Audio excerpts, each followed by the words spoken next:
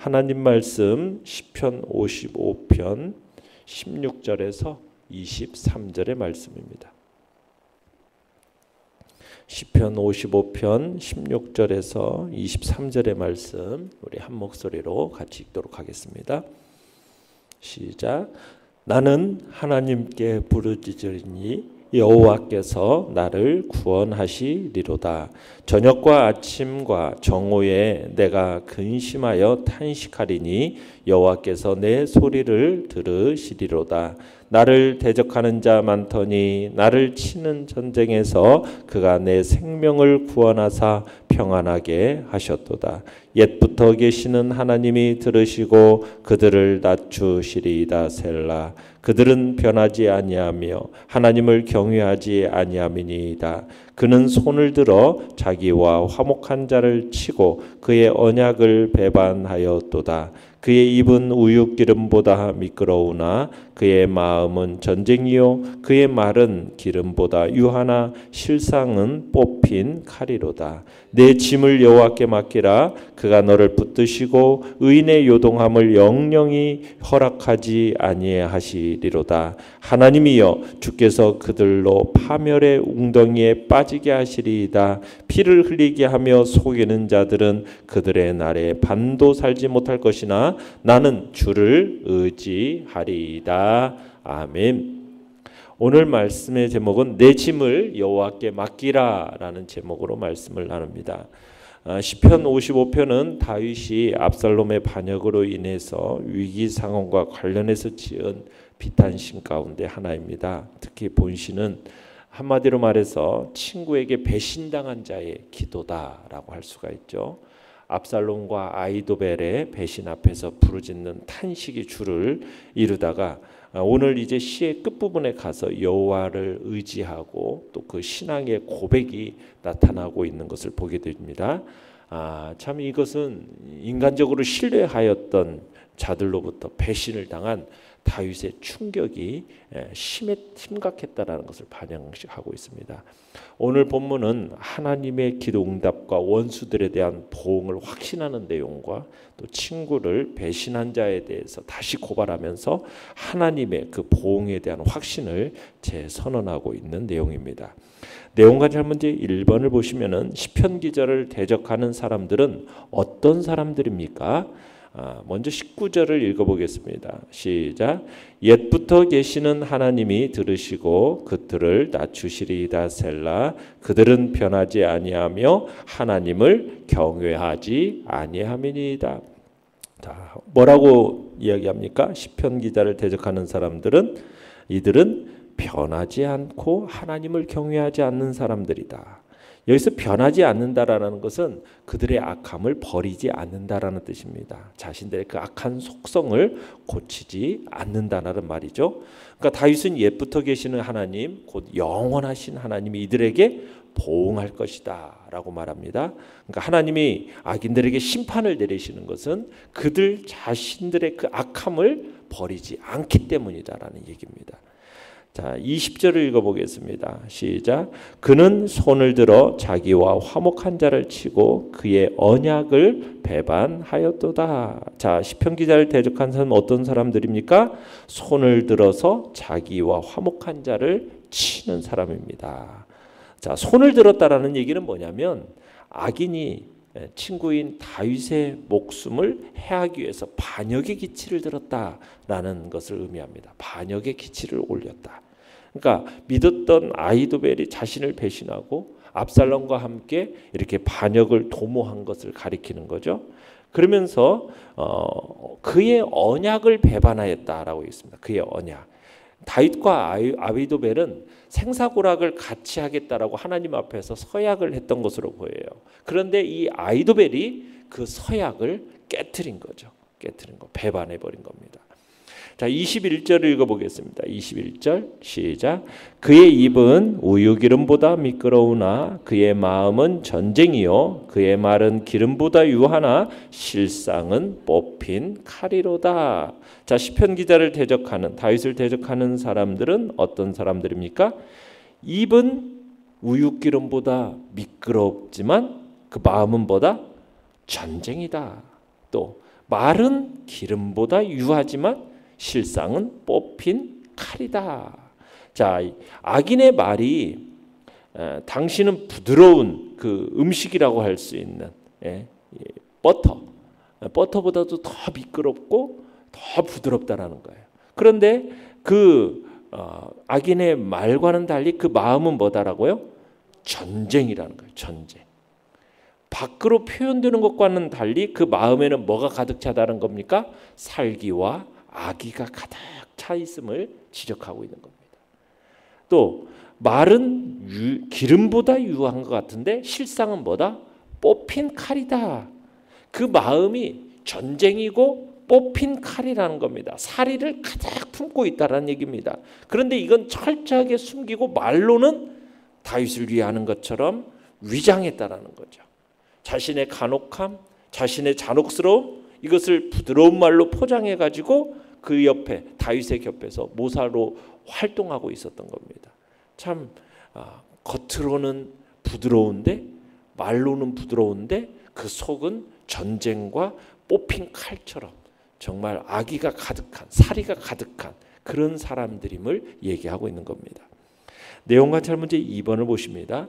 대적들로 인해 고통을 겪고 있는 시편 기자는 스스로에게 무엇이라고 권면합니까? 자, 대적들로 인해 고통을 겪고 있는 시편 기자는 스스로에게 뭐라고 22절 초반부에 얘기하고 있습니까? 내 짐을 여호와께 맡기라 권면하고 있죠. 내 짐을 여호와께 맡기라. 그러니까 다윗은 지금 자신 스스로를 객관화시키면서 자신 스스로에게 모든 짐을 여호와께 맡겨버려라 이렇게 지금 권면하고 있는 겁니다.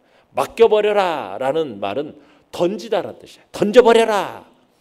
그러니까 자기 자신과 지금 이 모든 짐, 근심, 걱정 이것들을 어떻게 분리시켜서 그걸 어떻게 해라? 하나님께 어떻게 해버려라? 던져버려라. 그 짐을 자신과 분리시켜서 여호와께 돌려라. 지금 그렇게 얘기하고 있는 거예요. 그러면서 이제 끝부분에 보시면 23절 끝에 보면 뭐라고 하면 나는 주를 의지하리이다 라고 하면서 단원어조로 노래를 마무리하고 있는 것을 보게 됩니다. 자, 영과 묵상 문제 3번입니다. 자, 내 짐을 여호와께 맡기라 라고 말할 수 있는 이유는 무엇입니까? 자, 우리 22절에서 23절을 다시 한번 읽어보겠습니다. 시작. 내 짐을 여호와께 맡기라. 그가 너를 붙드시고 의인의 요동함을 영원히 허락하지 아니하시리로다. 하나님이여 주께서 그들로 파멸의 웅덩이에 빠지게 하시리이다. 피를 흘리게 하며 속이는 자들은 그들의 날에 반도 살지 못할 것이나 나는 주를 의지하리이다. 자, 하나님은 그분께 짐을 맡기는 사람들을 반드시 붙들어 주신대요. 악인들을 멸하시리라. 이런 믿음이 있었기 때문에 지금 내 짐을 여호와께 맡기라고 말할 수가 있었던 겁니다. 그러니까 대적들이 아무리 말해도 하나님께서 자신을 구원해 주시라는 확신이 있는 거예요. 이유는 뭐예요? 하나님은 의인이 요동하는 것을 영원히 허락하지 아니하시겠는 의로우신 하나님이시기 때문이라는 거죠. 그런 하나님으로 믿은 거예요. 그러니까 하나님은 공의로 악인과 의인을 심판하셔서 의인은 붙잡아 주시고 결코 요동함이 없게 하시는 반면에 악인들에 대해서는 어떻게 합니까? 호련히 파멸의 웅덩이에 빠지게 하신다는 거예요.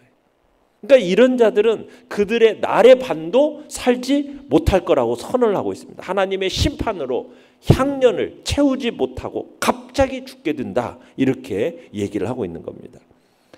자, 그러면서 이제 16절, 17절을 읽어보겠습니다. 16절, 17절. 시작. 나는 하나님께 부르짖으니 여호와께서 나를 구원하시리로다. 저녁과 아침과 정오에 내가 근심하여 탄식하리니 여호와께서 내 소리를 들으시리로다. 자, 다윗은 자신의 모든 지금 하나님께서 자신의 간구를 하나님께서 다 들어주신다라는 거예요. 자신의 당면한 그 위기에서 구원해 줄 거라는 그 확신을 지금 표현하고 있는 거죠. 그러니까 내가 부르짖으면 하나님이 구원해 주신다. 내가 근심하고 탄식하면 하나님이 내 소리를 들어주신다. 이렇게 구원에 대한 확신을 갖고 있어요. 그걸 갖게 된 근거는 뭐냐? 18절에서 확인될 수 있어요. 18절 같이 한번 읽어봅니다. 시작. 나를 대적하는 자 많더니 나를 치는 전쟁에서 그가 내 생명을 구원하사 평안하게 하셨도다. 그러니까 다윗은 뭐라고 고백합니까? 다윗에게는 지금 일평생 수많은 대적들이 있었다라는 거예요. 대내적으로는 사울과 같은 대적이 있었고 대외적으로는 주변의 여러 나라들이 다윗을 대적하며 위협했었어요. 그런데 그러한 대적들로부터 심각한 위기에 직면했었지만 다윗은 그러한 대적들로부터 공격으로부터 살아남을 수 있었다라는 거예요. 이유는 뭡니까? 하나님이 나를 구원하셔서 안전하게 보호하심으로 평안했다. 그 경험이 있는 거예요. 그 경험. 하나님 앞에서 수많은 대적들의 손에서 구원하신 하나님께서 이번에도 구원하시지 않겠느냐는 거죠. 이번에는 구원하시지 않는다면 이전에 그 수없이 구원하여 주셨던 그게 무슨 의미가 있겠느냐는 거예요. 현재 다윗이 당하는 환난이 비록 그의 죄에 대한 하나님의 어떤 징계의 차원이었다고 해도 하나님은 그를 망하게 하실 리가 없다라는 거죠. 그래서 다윗은 담대하게 자신의 구원을 확신하고 있는 겁니다. 그러면서 스스로를 향해서 뭐라는 거예요? 내 짐을 여호와께 맡겨버려라. 내 짐을, 내 근심 걱정을 여호와께 던져버려라. 지금 이렇게 말할 수가 있었던 겁니다. 느낀 점은 4번입니다. 매우 어려운 상황이지만 모든 짐을 하나님께 맡기고 주를 의지하겠다고 자신 있게 선포하는 이 시편 기자를 보면서 무엇을 느낍니까? 우리가 당하는 그 어떤 문제들, 근심 걱정들, 그것을 가지고 우리의 머리로 이렇게 저렇게 궁리하면서 밤잠 설치면서 그 문제를 내가 스스로 해결하려는 그런 어리석음을 멈추고 하나님을 바라보면서 그 모든 짐을 하나님께 맡겨버려야 한다. 이걸 다시 한번 우리가 느끼게 되는 거예요. 우리가 우리의 짐을 하나님께 맡기면 하나님이 우리의 짐을 대신 져주시는 거죠.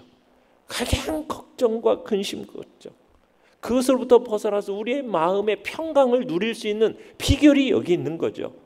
우리의 인생의 여정 중에서 다양한 걱정, 근심, 걱정 문제들이 있지 않습니까? 그 문제들을 하나님께 맡기라는 거예요.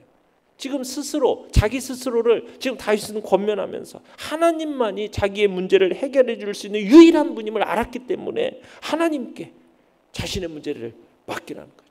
내가 그 문제를 해결하려고 하면 할수록 어떻게 보면은 문제는 더 꼬이고 가슴은 답답해지고 마음의 평강을 누릴 수가 없는 겁니다. 그러나 내가 하나님께 대한 믿음을 회복해내고 하나님을 바라보면서 정말 자신을 향한 하나님의 모든 짐을 지금 다 하나님 앞에 맡겨버리면 하나님이 어떻게 해주신다? 나를 붙들어 주시고 나의 그 의인의 요동함을 영원히 허락하지 아니하시더라. 다윗은 일시적으로는 정말 자신의 근심 걱정에 시달렸어요. 그렇지만 자기 스스로도 문제가 해결해 보려고 한번 했어요. 그런데 스스로 감당하려고 해보니까 이게 근심 걱정에만 더 시달리고 마음에 요동스럽고 평강을 누리지 못하는 거예요. 그러니까 우리가 스스로 우리의 짐을 감당하려고 하려는 것은 마치 그런 거죠. 내 인생은 내 것이고 내 인생의 모든 것을 내가 감당하겠다라는 그런 생각 때문인데 그게 아니죠. 우리의 인생의 모든 것들을 다 하나님 앞에 맡기고 믿음으로 살아가는 거예요. 그죠? 예. 그러면 인생의 모든 문제를 내가 떠안지 않고 내 인생의 모든 문제를 누가 떠안는 겁니까? 하나님이 맡기신, 하나님이 떠안는 거예요. 우리는 그렇게 내 인생을 그냥 내 문제를 가지고 전전긍긍하며 살아갈 그런 존재들이 아닌 거죠. 우리가 살아가는 모든 영역 하나하나 다 생각해 보면 내 인생은 내 것이라고 감히 주장할 만한 것이 없지 않습니까? 모든 걱정과 고민거리를 내가 스스로 막 떠안고 해결하겠다고 뭘 감히 말할 수가 있겠어요. 그죠? 내가 뭐 감당할 만한 하나도 없어요. 우리의 인생이 우리 것 같지만 사실 우리 것이 아니죠. 우리의 인생은 누구의 것입니까? 우리의 인생의 주인은 하나님이시잖아요. 하나님이 우리의 인생을 이끌어 가시는 거잖아요. 사람이 마음에 무슨 계획할지라도 우리의 걸음을 인도하는 분은 누구이십니까? 하나님이시거든요. 내 마음대로 되는 거 하나도 없어요. 우리에게 지워진 이 짐들, 우리의 힘으로 해결하려고 하는 것은 너무나도 어리석은 짓이라는 거예요. 그런데도 불구하고 우리는 우리의 짐을 우리가 해결하려고 하는 어리석은 일을 자꾸 많이 해야 돼요. 베드로 사도도 우리에게 이렇게 권면해요. 너희 염려를 다 주께 맡겨버려라. 이는 그가 너희를 돌보신다. 네. 그러니까 던져버리라는 거예요. 너희의 모든 짐을 던져버려라. 네. 맡겨버리라는 거죠. 맡기면 하나님이 우리의 짐을 대신 져주십니다. 믿으시죠? 그렇게 우리의 평강을 누리면서 살아가라는 거예요. 주님이 우리를 향하여 수고하고 무거운 짐진 자들아 뭐하라고요? 다 내게로 오라. 내가 너희를 어떻게 해주겠다? 쉬게 해주겠다. 주님께서 내게 오라고 하셨을 때는 우리의 모든 짐을 당신께 맡겨버리라는 거잖아요. 너희를 쉬게 하신다는 건 뭐예요? 우리의 짐을 대신 지시고 그 문제를 해결해 주심으로써 우리의 마음의 평강을 누리게 하신다는 말씀이지 않습니까? 그래서 우리의 모든 죄짐, 우리의 짐들을, 근심 걱정거리들을 벗어서 인생의 주인 되시는 하나님께 맡겨버리십시다. 던져서 그 하나님께 그냥 그 앞에 던져버리십시다. 그렇게 우리가 평강의 삶을 살아가는 복된 은혜가 있기를 간절히 바랍니다. 결단과 적용 5번입니다. 내 짐을 여호와께 맡기지 못하는 이유가 무엇입니까? 나를 짓누르는 무거운 짐을 조목조목 젓고 하나님께 맡기는 기도를 드립시다. 이 시간 우리의 마음의 근심 걱정거리들을 조목조목 하나님께 맡기고 내려놓고 주님 앞에 던져놓음으로써 우리의 마음의 평안을 누리는 귀하고 복된 은혜가 있기를 바랍니다. 오늘의 기도 같이 읽겠습니다. 시작. 제 짐을 대신 져주기 원하시는 하나님께 맡깁니다. 더 이상 그 문제로 고민하며 한숨 쉬지 않게 하소서. 아멘. 말씀을 생각하며 기도하시고요. 연약한 우리의 지체들을 위해서 기도해 주시며 다가오는 오늘 이번 주일은 우리 설립 55주년을 또 기념하는 주일입니다. 하나님의 은혜와 풍성한 역사를 놓고 또한 우리 교회가 이제 앞으로 10년을 향하여 또한 달려나가야 할 방향성들 또 비전들을 다시 한번 마음속에 새기고 은혜를 또 주 앞에 구하는 귀한 예배가 되게 달라고도 기도해 주시기 바랍니다. 주여, 우리 세 번 부르짖며 나갑니다.